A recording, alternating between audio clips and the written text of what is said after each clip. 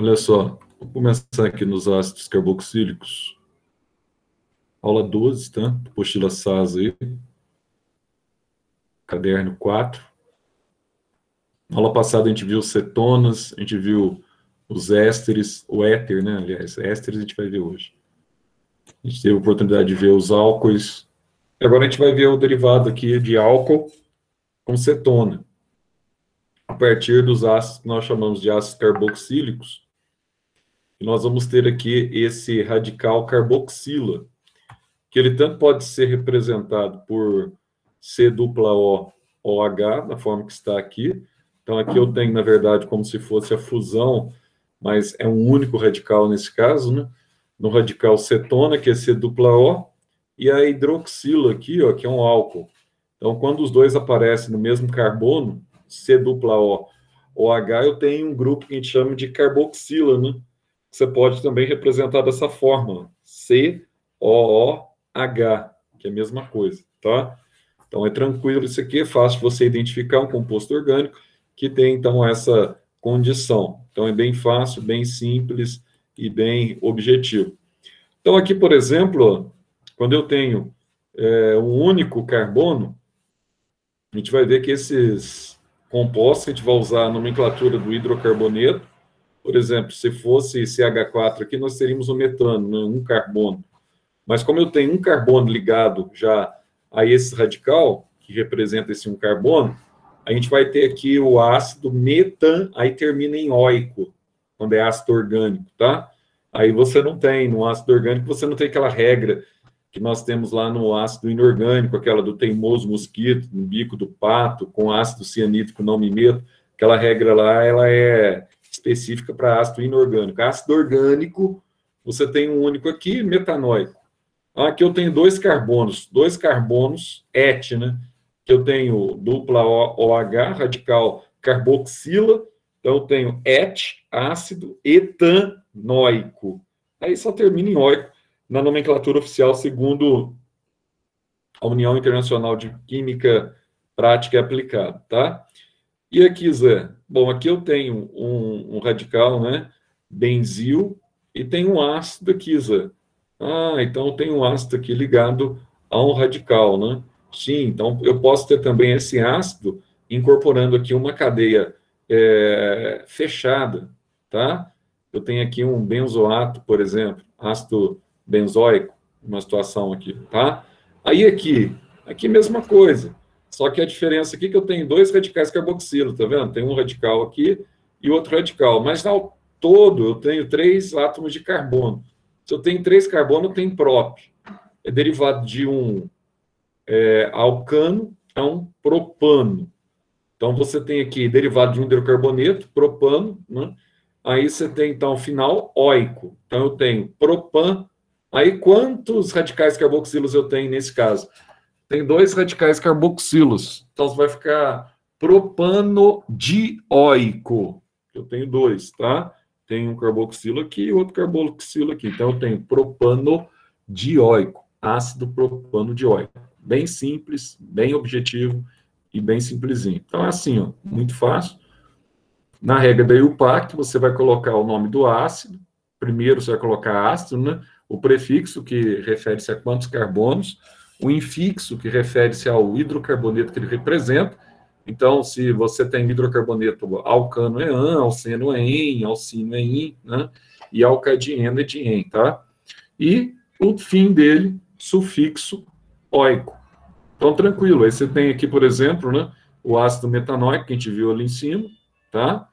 Aqui com 2 eu tenho o ácido etanóico, e aqui eu tenho o ácido propanóico. Veja que ali em cima nós tínhamos o propanodioico, porque eu tinha os 2 sufixos nas extremidades. Então, era dioico, com os 2 radicais, tá? Do ácido carboxílico, que é o carboxila, que é esse C-O-O-H.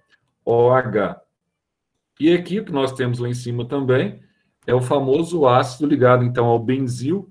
Então, fica ácido benzoico. Fácil de guardar também, né?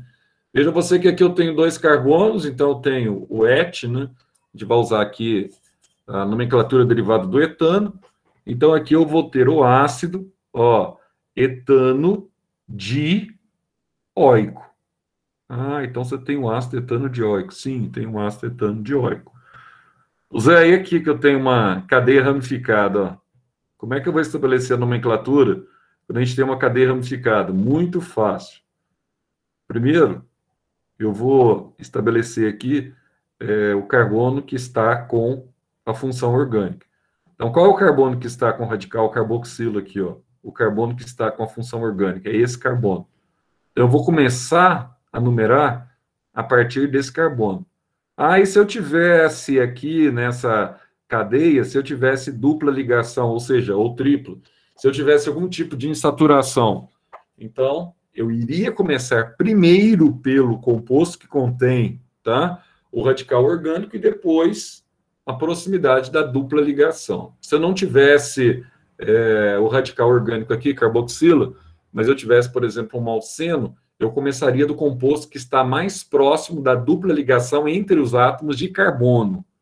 Não aqui, você fala assim, mas eu tenho uma dupla, mas com oxigênio. Isso aqui é do radical da função orgânica. Então, dupla entre os átomos com carbono.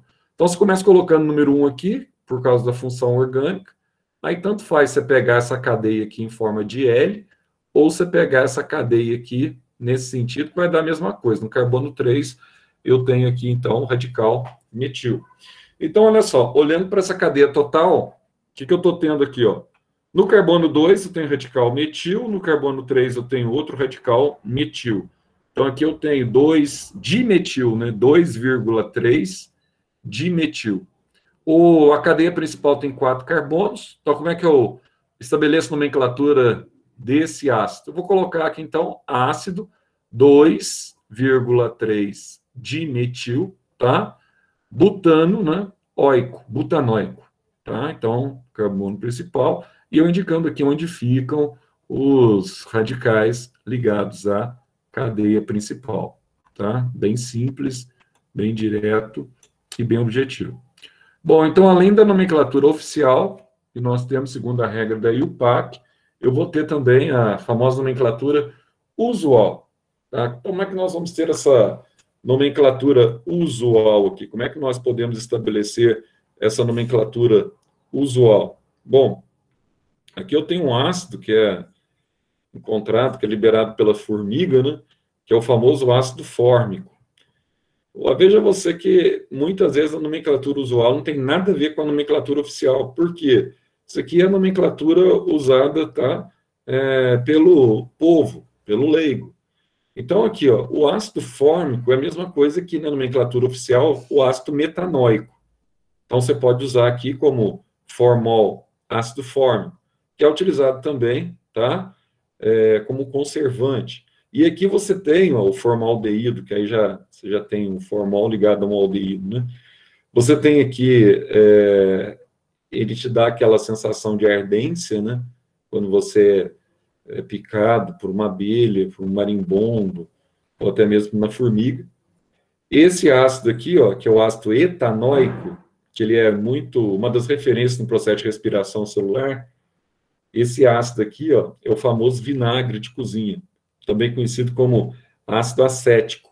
Então, o nome convencional do ácido etanóico, é o nome oficial etanóico, então ele pode ser chamado de ácido acético também. E o nome ainda mais popularzão ainda, ele pode ser chamado de vinagre, pode. Tanto de ácido acético quanto de vinagre, tanto faz, tá?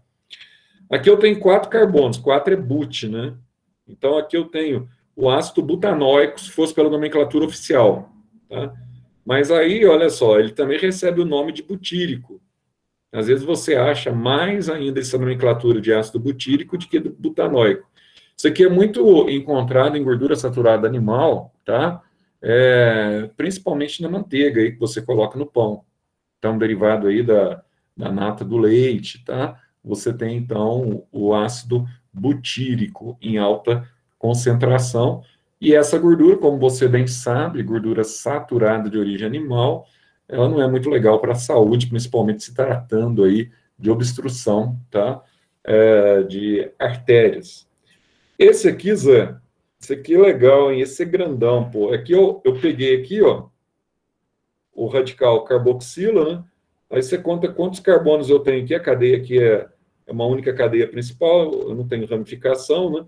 Então, eu tenho aqui, ó, 1, 2, 3, 4, 5, 6 carbonos. Então, se eu fosse estabelecer aqui a nomenclatura da IUPAC, seria o ácido, tá? Hexanoico. Um 6. Só que esse ácido hexanoico, ele não é tão utilizado aí na linguagem popular. Na linguagem popular, o pessoal usa mais, tá? Aquele ácido relacionado aí ao leite de cabra, que é o ácido capróico. E um detalhe, né? Tem um detalhe aqui interessante. Tem criança que não se adapta ao leite de vaca. E o leite de vaca, ele tem uma concentração maior de ácido butírico da manteiga também, tá? Que está na nata do leite. E aí, quando a criança não se adapta, hoje você tem os leites aí, você faz a supressão, se eu quiser tirar a lactose, se eu quiser tirar o ácido butírico, é possível. Mas você tem a opção também, que antigamente usava-se muito, é de alimentar a criança com leite cabra, né? Porque você vê nitidamente aqui, ó, você tem o ácido capróico. Normalmente, quem tem alguma resistência ao ácido butírico não tem o ácido capróico. Aí era feita essa substituição e a criança crescia de forma saudável, ainda que o melhor leite é o materno, né? Embora tem muitas mães que, às vezes por causa da questão do trabalho, né, tem N fatores aí, logo após o nascimento da criança, passa um mês e pouco, 2 meses, 3 meses, quando ela volta a tomar um anticoncepcional convencional, seca o leite, né? E se ela tomar um anticoncepcional lá para 28 dias, ela mantém a lactação sem secar o leite. Só que a opção, muitas vezes, é realmente secar o leite, né? Então, a criança hoje, muitas vezes, ela é mais habituada a tomar os leites que você compra na farmácia, o NAN da vida, né? Do que o próprio leite da mãe. Embora algumas mães não são boas produtoras de leite. Isso também acontece. Então, você tem essas condições aí. Mas o ideal para a criança, para a imunização da criança, inclusive, é que ela possa ter um acompanhamento com o leite materno. Esse seria o ideal. Mas nem tudo que é ideal é o factível, né? É o que, de fato, acontece na prática. Bom, quais são as propriedades aí dos ácidos carboxílicos, tá? Então, uma delas eu acabei de mencionar para vocês aqui, ó. Então, nós falamos aqui dos ácidos saturados. Então, normalmente você vai se deparar com ácidos carboxílicos, quando eles apresentam um único radical, carboxila, eles vão ter no máximo aí até 9 carbonos. Nesse caso, eles são líquidos. Se você tiver acima de 10 carbonos na cadeia, uma cadeia deca, normalmente eles são sólidos, tá? São sólidos, mas eles têm aquele aspecto, parece cera mesmo. Então, tem um aspecto que nós chamamos de aspecto ceroso, tá? E ele é utilizado, muitas vezes, como um ácido graxo. Então, você vai ter aí para lubrificação. Um detalhe interessante também com relação ao ponto de fusão e ebulição. Como você tem ali ligações de hidrogênio a partir do radical OH, nós temos ligação de hidrogênio, tá? Então, se eu tenho uma dupla ligação e eu tenho o radical OH, a tendência é que nos ácidos carboxílicos, o ponto de fusão e ebulição, tá? Eles tendem a ser, muitas vezes, maior do que o álcool. Até porque, muitas vezes, você encontra ali ácidos carboxílicos dobrados no mesmo composto, devido à presença de 2 radicais carbonilos, onde você tem em cada radical uma hidroxilo, tá? Ácidos de cadeias menores são mais densos do que a água. Então, se você misturar ácidos carboxílicos com a água, e se esse ácido for pequeno, como, por exemplo, nós citamos um ali, o ácido fórmico, ou também conhecido como ácido metanóico, ou o próprio vinagre, ácido etanóico, quando a cadeia é pequena, tá? Se eles são mais densos do que a água, se você misturar, a água fica sobre eles, fica acima deles. Com relação à questão da solubilidade, nós temos aqui que aqueles que apresentam cadeia aberta com até 4 carbonos, eles se misturam, são solúveis em água. A partir de 5 carbonos, são parcialmente solúveis. E depois os demais, os com 5 são parcialmente, a partir de 6, praticamente eles não se misturam mais à água. Tá? Aplicações, né? Então, você tem aqui o famoso formol aí, ó, que é utilizado no tingimento de tecido, fabricação de desinfectantes, produção de filtros, protetores solares, tá? O vinagre, que é utilizado na sua salada. O vinagre nada mais é do que a exposição ao oxigênio do vinho. Você deixa o vinho exposto ao oxigênio, o álcool dele vai se perder. Ele vai desprender CO2 também, vai perder o álcool. Aí ele azeda. O vinho azedo nada mais é do que o vinagre, tá? É o vinho praticamente sem álcool. Então, aí você tem o vinagre, que tem aquele gosto característico, né, meio azedo, mas que ele é bem palatável quando misturado ao azeite e ao sal do tempero de saladas, tá? E, além disso, esse ácido acético é bastante utilizado na indústria farmacêutica, não só na elaboração e nas fases de elaboração de vários medicamentos, mas nós temos aqui também na indústria dos cosméticos, onde ele vai ser utilizado também como perfume e corantes de uma forma geral. Aí é o seguinte, Zé, como é que eu vou guardar? Eu tenho ácido acético C-OH. Aí eu tenho também os aldeídos. Qual que é a diferença? A diferença, ela está na presença da hidroxilo. Então, presta atenção, toda vez que você tem C-OH, beleza, que esse OH aqui, tá? Ele representa o ácido carboxílico. Se eu tirar o O, ficar só o H, C-O, e tiver o H embaixo, eu deixo de ter ácido carboxílico e passa a ter aqui um aldeído. Ah, você passa a ter um aldeído, que legal. Passa a ter um aldeído. Então, a diferença do aldeído para o ácido carboxílico, a gente vai sofrer aqui uma semidesidratação. Você vai subtrair o oxigênio da hidroxila do ácido carboxílico, aí você deixa de ter o radical que nós chamamos aí, radical carbonila e carboxila, e passa a ter o radical que a gente chama de fornila ou metanoíla, tanto faz, tá? Então, qual que é a diferença? No ácido, você tem aqui, ó, C-O, OH. Ou você vai ter aqui só CHO, tanto faz. No caso aqui, tá? Do aldeído, tira o oxigênio. Tira um oxigênio. Lembra que nós poderíamos também colocar aqui, ó, COOH? Tira um oxigênio, fica CHO. CHO é aldeído, tá?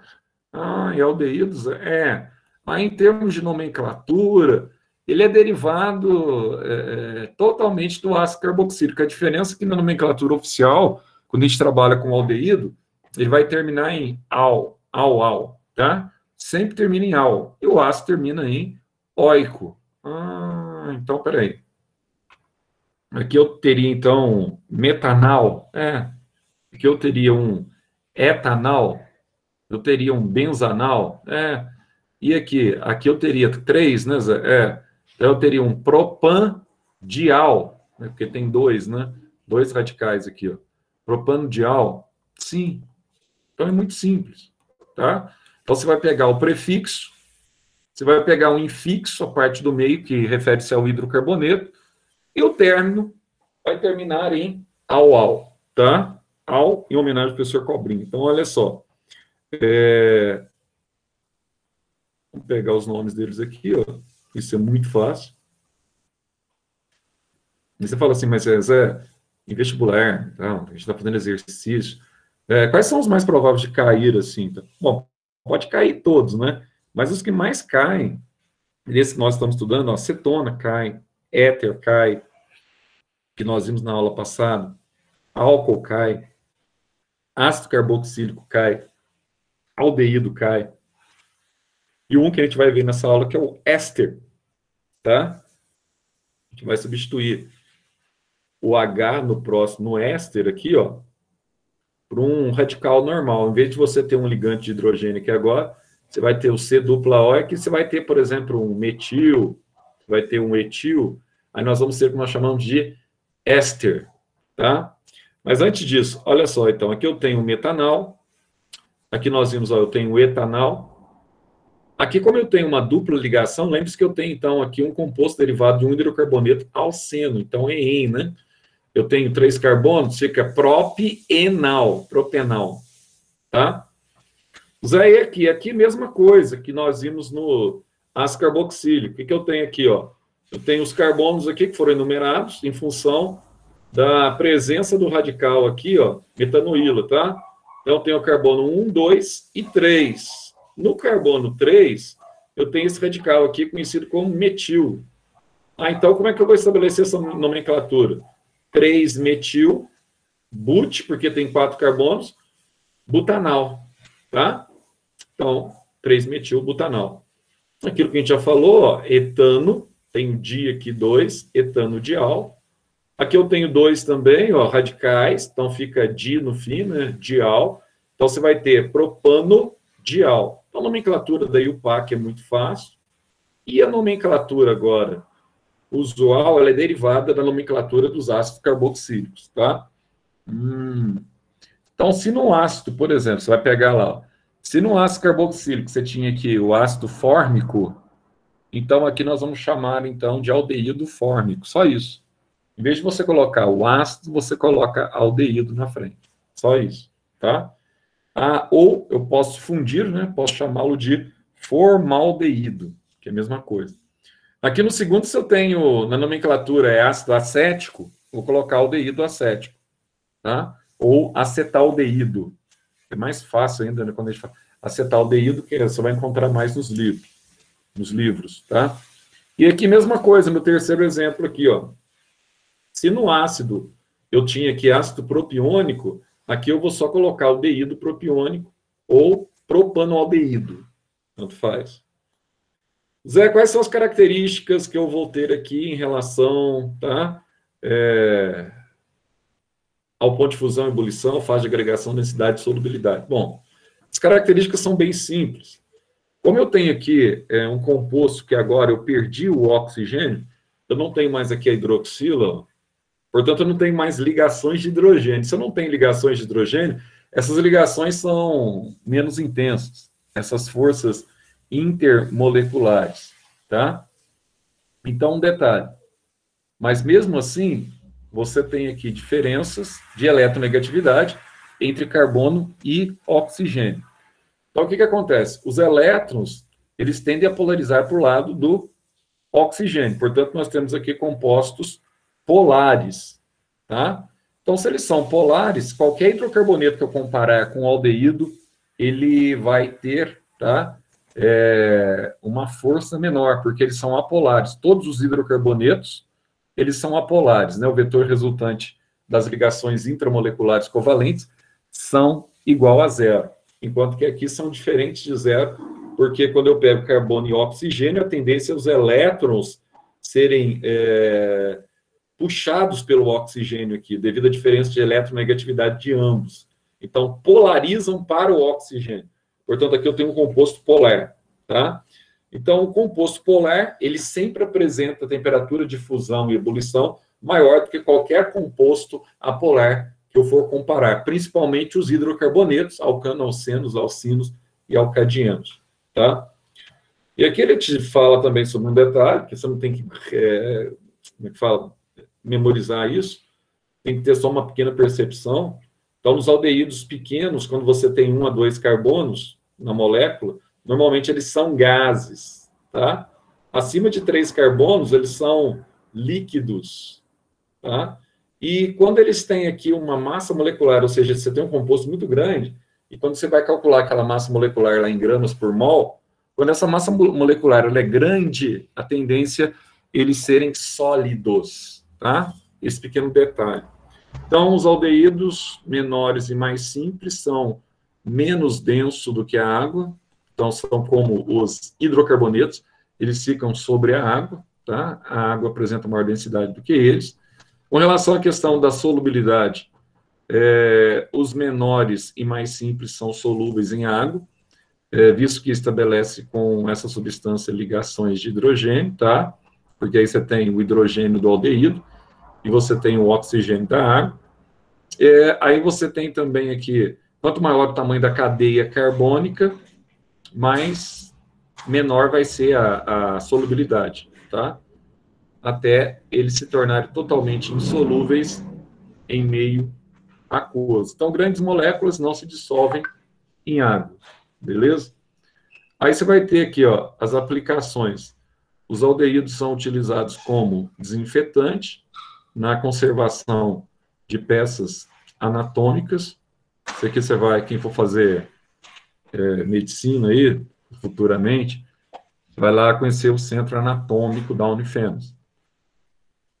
Até pouco tempo eles tinham 83 cadáveres lá, tá? Fora as peças anatômicas lá. Muitas vezes, por exemplo, a pessoa tem diabetes e precisa amputar uma perna, por causa da dificuldade de circulação do sangue, e eles pedem, né? Se a pessoa aceitar a doação, aí beleza. Doa, vai para lá, vai para o centro anatômico, a perna da pessoa, né? E lá você vai se deparar com muitos, você conhecer de fato os tecidos, a parte de histologia, você vai se deparar com muitos corpos, cadáveres e partes de cadáveres, tá? Ou partes de pessoas que ainda estão vivas, mesmo que foram amputadas. Aí você vai conseguir enxergar a questão da anatomia aí, as diferenças das peças anatômicas dos tecidos, conjuntivo, epitelial, nervoso, muscular, enfim. E como é que você consegue conservar essas peças sem que elas entrem em putrefação e decomposição? Através de formóis, tá? Então, você usa os formaldeídos para a conservação dessas peças aí. Você vai sentir um cheiro quando você entra no centro anatômico, você pega o cadáver que está aberto lá, no aspecto lateral, você vê os órgãos internos, você vê o coração, você vê fígado, pâncreas, baço, os rins, enfim. Você tem um cheiro forte. Tem gente que tem até problema com esse cheiro, né? Tem uma certa alergia. É o famoso formol. Ele é muito utilizado para isso, tá? É usado também na obtenção de resinas, inseticidas, fabricação também de espelhos comuns, principalmente no processo de polimento, tá? Aqui você tem alguns usos cotidianos para eles. E aqui, ó, nós vamos ter aqui, pulei uma página, né?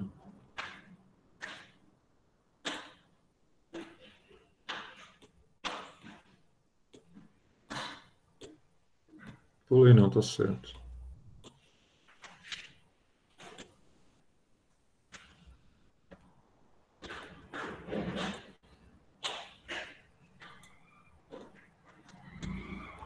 A gente vai ver os ésteres. Zé, então, a primeira coisa que eu tenho que entender nos ésteres, essa condição aqui dessas ligações que nós chamamos de ligação de esterificação, tá? O que é isso? Então, os ésteres, eles são compostos, tá? Obviamente, a gente está estudando em química orgânica, são compostos orgânicos obtidos por essas reações de esterificação. Então, se eu pegar aqui, por exemplo, um ácido carboxílico na presença de álcool, o que acontece? Eu tenho uma reação aqui, ó, e essa reação ela tem uma duplicidade, né? Ela vai formar um éster e vai liberar a água aqui, tá vendo? Então ela forma um éster e libera água? Sim. Então aqui eu tenho um ácido carboxílico na presença de álcool. A gente vai ver como isso acontece. Da mesma forma como eu tenho aqui uma dupla, tá? Duplo sentido da seta, tanto os reagentes formam os produtos, como os produtos podem reagir e podem ser reagentes para formar novos produtos. Então, se eu colocar o éster na presença de água também, eles podem formar um ácido carboxílico com um álcool. Esse é o processo de obtenção dos ésteres. Esse processo de obtenção dos ésteres, nós chamamos aqui de esterificação. Aqui você tem alguns flavorizantes aí, ó, que são os tipos de ésteres bastante utilizados aí para dar sabor e cheiro, tá? Em alguns alimentos. Então, nós consumimos muito isso aqui no dia a dia, porque você consegue simular no laboratório o sabor parecido com o da laranja, do morango, da amora, enfim, das frutas ou daquilo que você quer de uma forma geral, tá?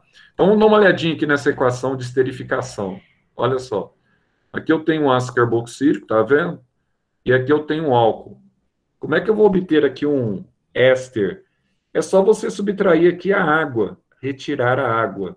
E aqui ele já coloca os compostos aqui virados para favorecer você enxergar. Olha só aqui, ó. Você tira o H de cá e o H de cá, ó. Você tira o H e H. Aí vai ficar só esse oxigênio aqui, ó. Exatamente. Então, ó, você sofreu aqui o que nós chamamos de desidratação. Sofreu desidratação, saiu OH com H, vai sair a água de cá, ó. O que que ficou aqui, ó? Ficou então, ó, C dupla O ligado ao O, CH3. Ficou isso aqui, ó. Então aqui eu já tinha esse radical C dupla O ligado ao CH3. Esse composto aqui, ó, nós chamamos de éster. O que que é o éster? É a fusão do ácido carboxílico com o álcool e com a eliminação ou a desidratação ou a liberação de uma molécula de água. Então, Zé, se eu pegar esse composto aqui, ó, qual que é a diferença? Tá vendo que aqui no ácido carboxílico vinha então o hidrogênio.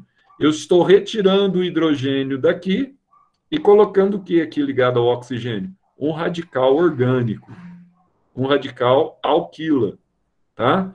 Ah, você está colocando um radical. Tô. Que mesma coisa, estou colocando um radical.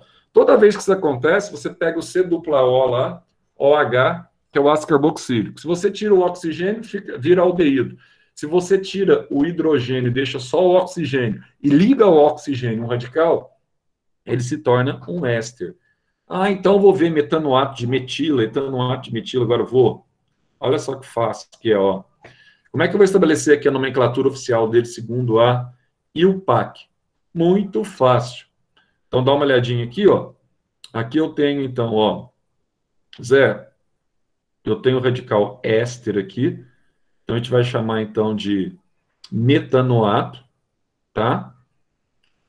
De metila. Então, aqui, ó, metanoato, só tem um carbono. A gente vai usar sempre essa nomenclatura ato no fim, tá? E aqui o radical metilo. E aqui, Zé, fácil também. Olha o que eu tenho aqui, ó. O radical tá aqui, né, Zé? Isso. Então, aqui eu tenho, ó, etanoato com 2 carbonos, etanoato de metila. Simples assim, ó. Etanoato de metila. Tá? Bem simples. E aqui, Zé? Aqui, olha que legal. Aqui eu tenho o benzoato. Então tá aqui, ó. É o benzeno, né? A gente vai chamar benzoato de etila. Então, muito fácil a nomenclatura. Sempre lembrando que o radical aqui do éster será esse aqui, ou seja, é o mesmo radical do ácido carboxílico sem o hidrogênio. Eu substituindo o ligante de hidrogênio, que seria aqui da hidroxila, tá? Para um radical alquilo. Bom, e aí, o que eu posso fazer aqui com relação a essa nomenclatura usual? Posso usar a nomenclatura usual aqui de uma forma bem simples. Como é que eu posso usar aqui? Ó? Ela pode ser derivada do conceito que eu vi lá para ácido carboxílico. Por exemplo, aqui, ó, eu teria aqui, ó, o ácido fórmico, né? Então, o que eu chamo aqui? Formiato de metilo. Ah, aqui eu teria o ácido acético ou vinagre. Então, aqui eu chamo acetato de metilo. Tem o radical metil aqui, ó, tá? Aqui eu teria o ácido benzoico, né, Zé? Se fosse C dupla OH. Então, aqui eu vou pegar, então, vou chamar de benzoato de etilo. Então, é muito simples, muito direto e bem objetivo, tá? Então, é fácil você ter aqui as fórmulas dos ésteres. E aqui, ó,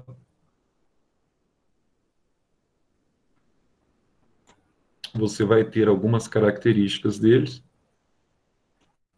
que são bastante legais, tá? Então, por exemplo, com relação a ponto de fusão e ebulição, aqueles que têm cadeia menor, MET, ET, tá? Você vai ter aí forças de dipolo permanente, porque você tem o oxigênio nessa cadeia aí funcionando como heteroátomo. Se você tem oxigênio, você tem diferença de eletronegatividade. Então, o oxigênio ele tem de ser, sempre ele é mais eletronegativo do que o carbono. Então, ele atrai os elétrons de carbono. Então, você tem dipolo, dipolo, tá? Não é FON ligado ao hidrogênio, que é ligação de hidrogênio, mas você tem oxigênio e carbono, você tem aqui dipolo, dipolo. À medida que você vai tendo um aumento na cadeia, essa polaridade, de certa forma, ela vai reduzindo-se a mais onde estão o radical orgânico do éster, C-O, O, tá? À medida que você vai distanciando dela, você vai tendo aqui uma polaridade menor. Aí você vai tendo aí compostos extensos, por exemplo, com 10 carbonos. Se eu chegar no 10º, ele está bem distante aqui, ó, do primeiro carbono onde eu tenho o radical. Então, se ele está bem distante, as características do último carbono é muito mais próximas, tá? De compostos apolares, são hidrocarbonetos, do que compostos polares. Ponto de fusão e ebulição, tá? Eles são bem menores do que o álcool, que tem ligação de hidrogênio, do que os ácidos carboxílicos também têm ligação de hidrogênio, tá? A massa molar deles também, normalmente, quando eles são líquidos, ela é pequena, tá? E elas tendem a aumentar essa massa molar aí, quando eles são oleosos, viscosos e sólidos, tá? Quando eles variam mais nessas projeções. Densidade deles é pequena, sempre é menor do que a água, tá? Então, e os de cadeia maior, pelo menos aqueles que têm cadeia menor, né? Menor do que a água, os de cadeia maior são mais densos. E a solubilidade aqui, ó, a maioria são parcialmente solúveis, os que são pequenininhos, e os que são maiores, tá? Eles são praticamente insolúveis à água. Isso não é tão importante. Então, não esquecer que eles são utilizados em perfumes, odores, sabores frutíferos, tá? Que simulam o sabor das frutas aí. Muito utilizado, então, como flavorizante. Se você olhar, então, qualquer bolacha que você pega aí, que você compra, qualquer açúcar artificial que você está tomando, ou qualquer refrigerante que você está tomando, você vai ver no rótulo do produto os flavorizantes. Se bater o olho e tem flavorizante, é que você tem éster na composição, tá? Que são substâncias que estão relacionadas ao sabor e odor. E os ésteres são maiores, são mais utilizados na produção também de plásticos do tipo poliéster. Tem essa função. Aí vamos deixar isso aqui, próxima aula, os sais, porque aí na próxima aula a gente fala sobre os sais e resolve os exercícios pertinentes dessa aula, tá? Para ficar redondinho. Pessoal, coloca para mim aí, presente aí, por favor.